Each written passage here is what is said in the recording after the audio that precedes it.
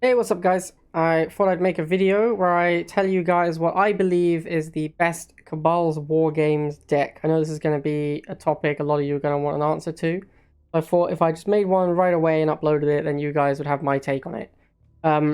Obviously, I'm not suggesting that I know everything, but I did go 10-0 with this deck very easily. I'll put that up tomorrow. But I just thought I'd tell you guys why I think it's the best deck and what I think the best deck is. So, to start with, obviously, this is a very different war games to the last one. The last one was all cheap units on GDI. This one appears to be all expensive units on NOD. The only expensive units omitted are the Scorpion tank and the Flame tank. I believe the reasoning behind this is probably simply that the Scorpion tank would be too strong. One of the strongest units in the metagame. And without lasers to fight it, a lot of games would devolve into Scorpion tank wars. So that's probably one of the main reasons they've omitted that. And the Flame Tank, I think, is omitted because it would crush Mutant Marauders and Chem Troopers, which are critical importance in this run, I believe. So I think the Flame Tank would actually have just been too strong, weirdly. Never thought I'd hear myself say those words, but I believe the Flame Tank might have actually been very good in this event. Okay, so with that in mind, let's run through the units. Chemical Warriors and Mutant Marauders are both 60 and from the barracks. I believe these units should both absolutely be in your deck. I believe you absolutely should play both of these units. And the reason is that the Chemical Warrior is extremely hard to counter with any unit outside of the Tech Lab, which is very expensive, so it doesn't come out early. The only unit really that fights it in the early game is the Inferno. And it's also the best answer to Mutant Marauders, which also answers almost everything, except for, again, Inferno. So, as you can probably have guessed, the next unit I'm going to say you should play is the Inferno. The reason for this is that this is the best answer to both of the Hand of Nod units. It also does an excellent job against tech units. And almost every tech unit is in the war games. So I think the Inferno is a very good choice.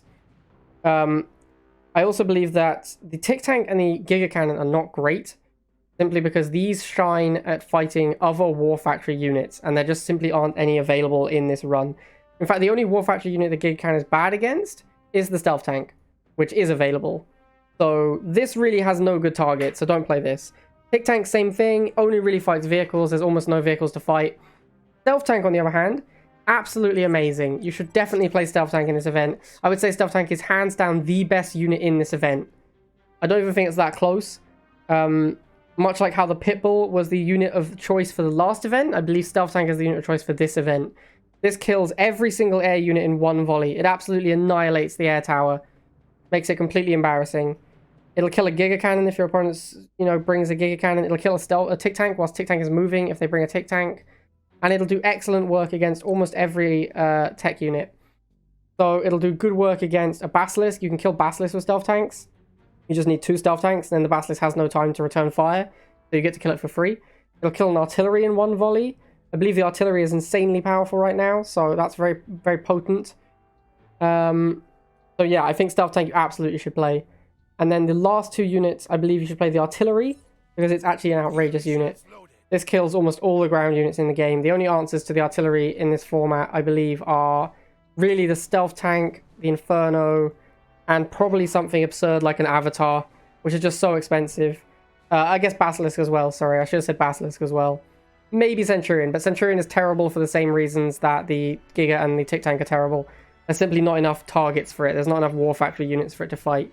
So you should play Artillery because it beats up on all the ground units. And when protected by a Stealth Tank, almost nothing can get to it. Like, the only things that kill Artillery realistically are going to be an Inferno, a Banshee, and a Basilisk. All of which can be taken down by Stealth Tanks protecting the Artillery.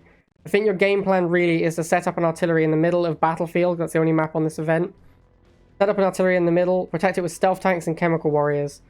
And that is basically how I played my games. The last unit is really up to you. I didn't even use my last unit. I played Basilisk. Simply because I wanted an out to Avatar. Like, if someone just makes an Avatar, that was one of the harder things to beat. Although, you can actually just beat an Avatar by throwing Mutant Marauders at it. Enough Mutant Marauders will beat an Avatar. But it was one of the things I was a little bit worried about. I didn't want to just get punked randomly by an Avatar. So I chose to play Basilisk. This unit could really beat almost anything.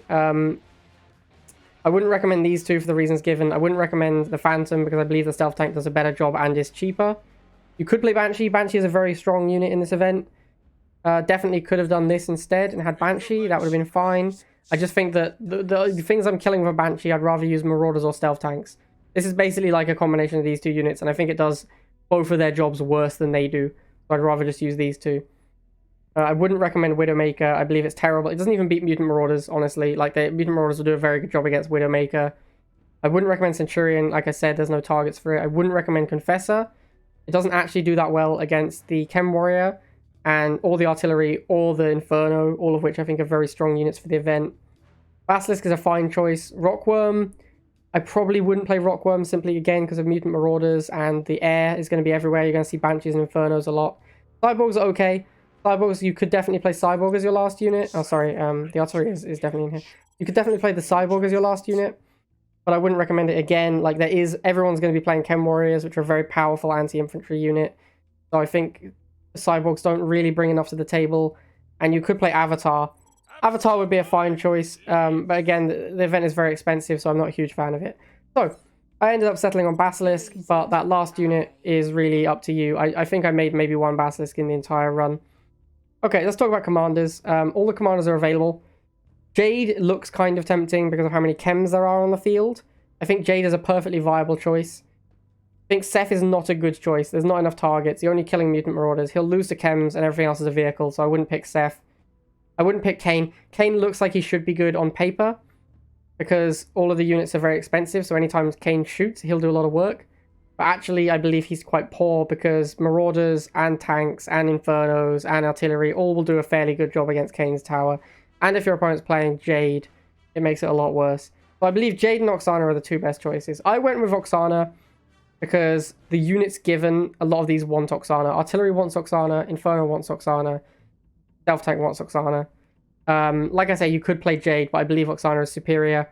I don't think Jade mis-selling someone's base is a very viable strategy if they're defending with things like Oksana boosted Infernos. I think they're going to clean up your Chemical Warriors before they get there. So, this is the deck I decided to play. I think it was very good. I will address some of the popular strategies as well. Since we're here, we might as well talk about that. I personally believed that the best opening was simply to go Harvester with no scouting unit.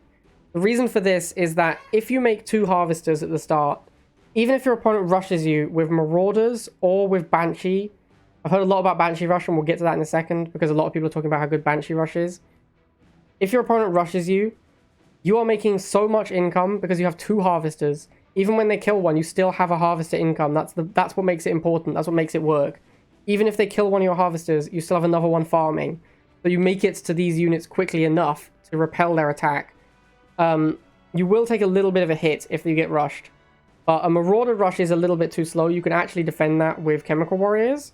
You'll maybe lose a Harvester, but you'll be okay. A Banshee rush is a little bit scarier. So I'm going to talk about Banshee rush a little. I'm going to touch on this. So a Banshee rush is a little scarier because the first realistic answer to it is a Stealth Tank at 130 Tiberium for the building plus the Stealth Tank. If they Banshee rush you, you will always lose a Harvester. That will always happen. But don't worry about it. That's my advice to you. Like, getting a Harvester kill does not win the game. If your opponent has gone Banshee first and sent it to your Harvester, in the amount of time it takes them to get that kill, you will have harvested almost as much Tiberium as they get for the bounty. They will get 80 for the bounty, and your double Harvester will have harvested somewhere close to 80 Tiberium. So you're not even that far behind. Then you make a Stealth Tank and kill their Banshee, and now you're ahead because you have an expensive unit on the field and they don't.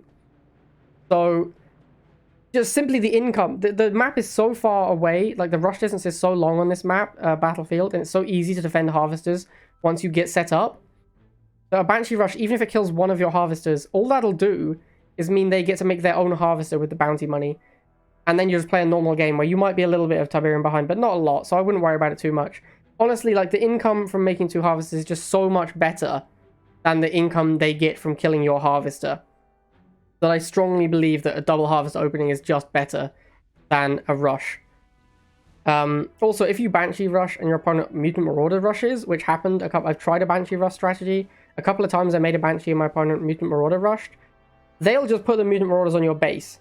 And they kill a base quicker than a Banshee does. So you're behind in that. You have to shoot their Mutant Marauders with your Banshee, which sucks. and their unit combined total was 90, and yours was 110, sorry. So they're 20 tib ahead of you. So if they want to make a harvester, they can do it 20 tib before you. If they want to make another unit, they can do it 20 tib before you. So yeah, not a big fan of the rushes. I actually found that just blind double harvester was the best. All the units are so expensive, you need double harvester to really reliably continue building units. But once you get to the mid game, you can actually park a harvester on the pad, because you just end up with so much money. You get pop caps, both players end up with tons of money. It's really hard. These units take so long to die that actually you don't trade units off that quickly like you would in an aggro matchup. So it's quite difficult to spend all of your Tiberium, and I found myself regularly floating over 300 Tiberium. So yeah, I would recommend double harvest opening, defend their attack, don't build a unit. That's my recommendation. You go harvester, then you make another harvester, and then you wait and see what they do. If they send something to your harvester, you respond appropriately. If you get to about 110 Tiberium without seeing anything, you can make a stealth tank or a chem trooper. Either is fine. I preferred stealth tank because it was good against most of the things that rush you. Basically, by the time you can afford to make a unit, you'll have seen their unit arrive at your harvester, and you'll know what you need to counter. And then you'll be way ahead, because it is a very rock, paper, scissors style event. So if you see their first unit and can counter it, you'll be way ahead. And as I've discussed, most tech units aren't very powerful. So if your opponent opens directly into the Temple of Nod, and you scout it with, say, a stealth tank, you'll have enough time to build the appropriate counter of Chem Warrior, Mutant Marauder, Stealth Tank, whatever, or your own tech units, because you've also opened double harvester.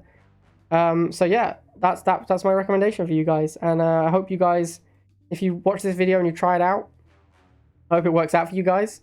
And I'll be posting my runs tomorrow. I did a run with this deck, and I did a run with Banshee instead of Basilisk. Or sorry, maybe instead of Inferno.